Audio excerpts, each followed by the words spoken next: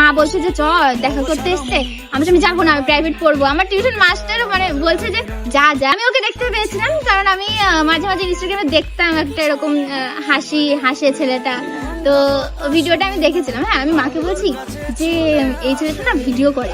মা বলছে ও ভালো তো। তো গাইস দেখো, আগের দিন আমি একটা ভিডিও পোস্ট করেছিলাম এবং ওখানে আমি বলেছিলাম যে জিমের সাথে আমার কিভাবে পরিচয় হয়েছে সেটা আমি বলবো। তোমরা কি শুনতে চাও? তোমরা সবাই কিন্তু বলেছো হ্যাঁ দাদা শুনতে চাই। তো আজকে কিন্তু সেই ভিডিওটা ফাইনালি নিয়ে চলে আসলাম। জিমের সাথে আমার কিভাবে পরিচয় হয়েছিল সেটাই বলবো আজকে, তাই তো?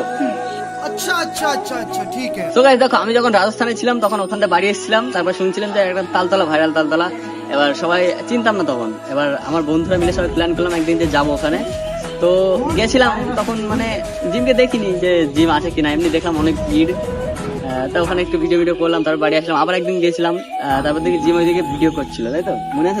আমি বলছি হ্যাঁ। এবার তো আমি সেদিন মানে আমি আর মা, আমার মা ভিডিও করতে যাই, মানে মা ক্যামেরা ধরে দেয়, তো আমরা ভিডিও করতে গেছি আর আমি ভিডিও করছি। এবার আমি তো অতটা চিনতাম না তখন ওকে। এবার আমি তালতলা ভাইরাল করেছি বলে ও হয়তো চিনেছে, কিন্তু আমাকে দেখতে পাইনি, ঠিক আছে? তো আমি ওকে দেখতে পেয়েছিলাম কারণ আমি মাঝে মাঝে ইনস্টাগ্রামে দেখতাম একটা এরকম হাসে ছেলেটা, তো ভিডিওটা আমি দেখেছিলাম। হ্যাঁ, আমি মাকে বলছি যে এই ছেলেটা না ভিডিও করে। মা বলছে ও ভালো তো। মা বলছে বাদ দিয়ে চল ভিডিও করি। আমরা ভিডিও করছিলাম, মানে সেদিন তো চলে গেল, ও চলে গেল। তারপরে আমরা অতটা ভাবিনি যে আমাদের পরে কথা হবে কিনা, হবে কি কোনোদিন ভাবতে পারি না যে আমাদের পরিচয় হবে। হ্যাঁ, আর পরিচয় হয়েছে এত দূর চলে আসবে সেটা আমরা ভাবতে পারিনি। তো পরিচয় হয়েছিল আমার পড়া ছিল, হ্যাঁ কিছুদিন পরে। হ্যাঁ, আমার পড়া ছিল। আর সেদিন গিয়েছি তালতলাতে, মানে ওকে দেখেছি তার কয়েকদিন পরে, সেদিন না, কিন্তু সেদিন না, পড়া ছিল, আমার টিউশন ছিল। এবার আমার তালতলার ওখানে আমার স্কুল টিউশন সবকিছু, ঠিক আছে?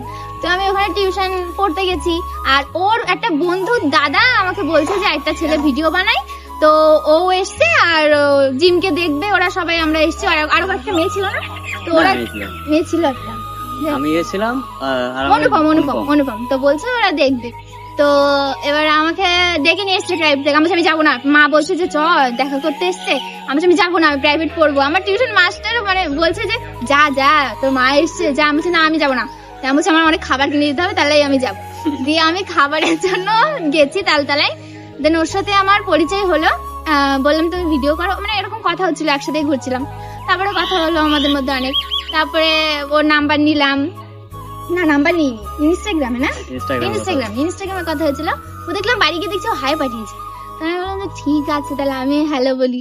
দিয়ে তারপরে ওখান থেকে আমি বললাম যে ঠিক আছে তাহলে একসাথে ভিডিও করবো। তুমি না, একসাথে ভিডিও করার প্ল্যান ছিল না, তো চলো তোমাদের সঙ্গে একটু ভিডিও করবো আসি। হ্যাঁ, এবার ওকে আমি তালতলায় ডেকেছিলাম।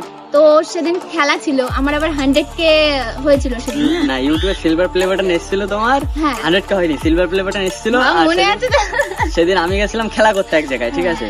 খেলা ছিল আমাদের পাশের গ্রামে, ছিল খয়রামারিতে, ওখানে খেলা ছিল। এবার ওখানে খেলা করছিলাম, তো এরা কেক টেক কাটবে। এবার তার আগে কিছুদিন আগে পরিচয় হয়েছে ওর সাথে, মানে মেসেজে কথা হতো। হ্যাঁ, মেসেজে কথা হতো, তার আগে পরিচয় হয়েছে। এবার ভাবছিল যে একসাথে কেক কাটবো, কল করেছিল তো। হ্যাঁ, আমি শোনো, আমি বলছি যে আমি অনেকবার আমি কল করেছি।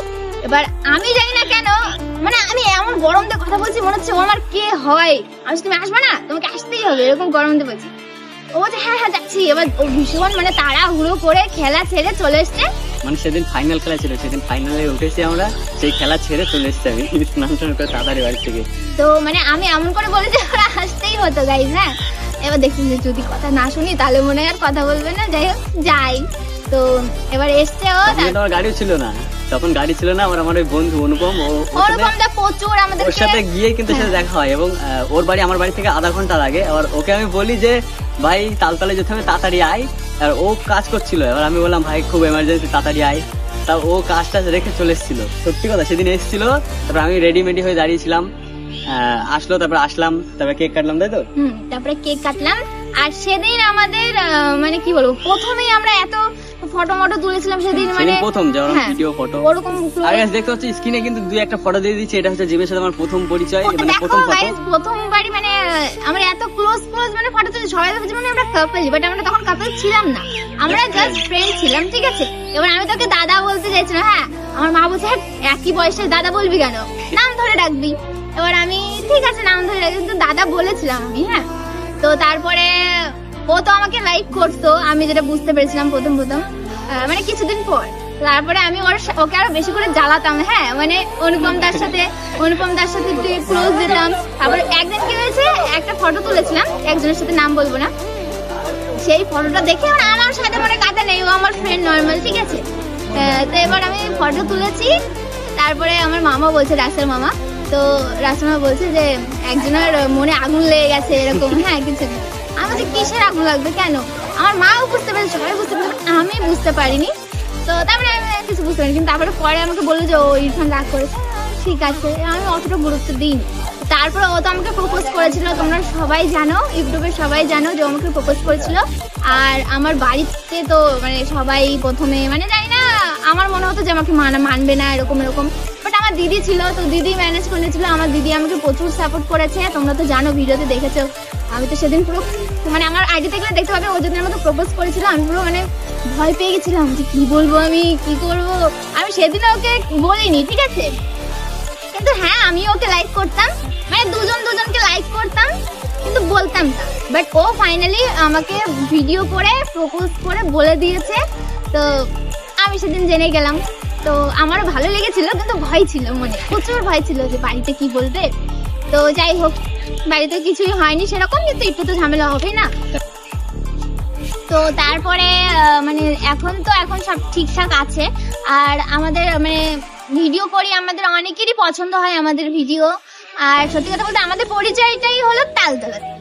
তো তালতলা না হলে আমাদের পরিচয় হতো কিনা জানি না, কারণ কোথায় হতো, আর হলেও সেরকম। আর মেন কথা অনুপম দার দাদা যদি না থাকতো আমাদের কথা হতো না, কারণ না ও আমার সাথে এসে কথা বলতো, না আমি ওর সাথে গিয়ে কথা বলতাম। তো থ্যাংক ইউ অনুপম দা। তো যাই হোক, এখন আমাদের ভিডিওতে তোমরা অনেক ভালোবাসা দাও, আর আমাদের কাপলটাও তোমরা অনেক পছন্দ করো। প্রথম তো হেড পেয়েছি। কয়েকদিন আগে আমি একটা কমেন্ট দেখলাম, ঠিক আছে, আমাদের দুজনের একটা ডুয়েট ভিডিও ছেড়েছিলাম, ওখানে একটা ছেলে কমেন্ট করেছে, বলছে এদের ভালো লাগে কিন্তু মানে হিংসা হয়, ওই জন্য উল্টো পাল্টা কমেন্ট করি, এরকম। মানে সত্যি বলছি, ডাইরেক্ট বলে দিয়েছে যে এদের দেখলে আমার খুব হিংসা হয়, তাই জন্য কমেন্ট করি, তাছাড়া এদের সুন্দর লাগে, এরকম একটা বিষয় আর কি। মানে কি বলতো, আমাদের যেহেতু দুজনেরই বয়স কম, ঠিক আছে, এবার আমি ওর থেকে আরো অনেকটা ছোট, 2 বছর 2.5 বছরের ছোট ওর থেকে আমি। তো ওই জন্য যেহেতু আমাদের বয়সটা অল্প, এবার অনেকেই মানে একটু অন্যরকম ভাবে দেখে, বাট আমরা ওরকমও ভিডিও বানাই না যে নিব্বি টাইপের, ওরকম আমরা ভিডিও বানাই না যে ওভার কিছু বানাই না। কাপল যেভাবে নর্মাল ভিডিও হয়, আমরা কিন্তু সেরকম সিম্পল ভিডিও করি। এইটুকুই বলার ছিল, যাই হোক, আর কিছু না। কিন্তু তোমরা যদি চাও ভালো করে বলি, কিন্তু এখন আবার 2-3 বছর পরে দেবো আবার একটা লাভ স্টোরি, ভালো, ঠিক আছে, ভালো মতন, ঠিক আছে। তো ভিডিওটা কেমন লেগেছে অবশ্যই তোমরা কমেন্ট করে জানাবে, ভালো লাগলে লাইক কমেন্ট শেয়ার করে দিও, চ্যানেলটাকে সাবস্ক্রাইব করে দিও, পেজটাকে ফলো করে দিও। Tata, I love you.